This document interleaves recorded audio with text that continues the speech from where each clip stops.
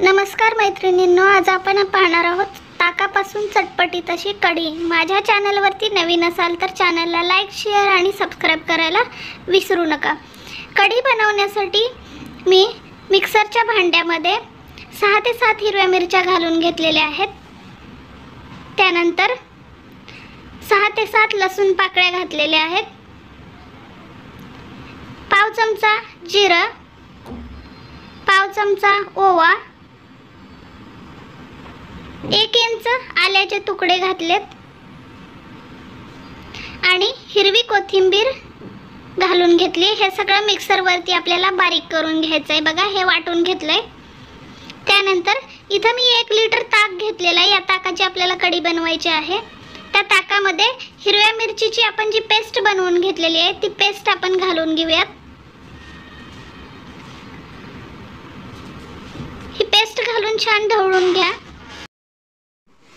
त्यानंतर ताकामध्ये अर्धा चमचा हळद घालून घ्या। चवीनुसार मीठ घाला आणि 2 चमचे बेसन पीठ आपल्याला याच्यामध्ये घालून घ्यायचे, जेणेकरून तुमची कढी दाटसर होईल आणि कढी फुटल्यासारखी दिसणार नाही। कढी फुटते कारण कढीमध्ये आपण बेसन पीठ घालत नाही आणि त्याचसोबत कढीला जास्त उकळी आणायची नाही। नॉर्मल भाजीप्रमाणे कढी जर आपण उकळू दिली तर कढी फुटते। आता बघा, पीठ आपलं मिक्स करून झालंय। त्यानंतर पातेल्यामध्ये 2 चमचे मी तेल गरम करून घेतले।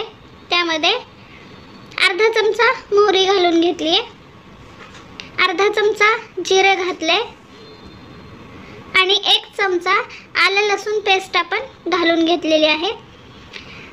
आता ही पेस्ट आपल्याला थोडीशी गुलाबी होईपर्यंत परतायची आहे। त्यानंतर याच्यामध्ये आपल्याला हे ताक घालून घ्यायचंय।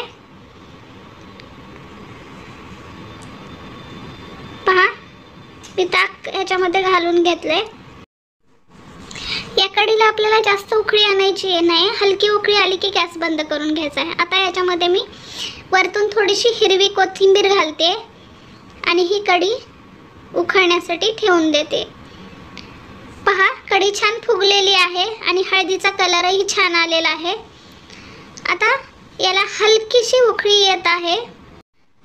पहा, या प्रकारे कढी फेसाळली की समजायचं आपली कढी तयार आहे। या प्रकारे फेस येऊन एक छोटीशी उकळी कढीला आली की कढीचा गॅस आपल्याला बंद करून घ्यायचा आहे, कारण जर तुम्ही जास्त उकळी आणलीत कढीला तर ही कढी फुटण्याची शक्यता असते। त्यामुळे ताक एकीकडे आणि पाणी एकीकडे या प्रकारे आपल्याला दिसतं।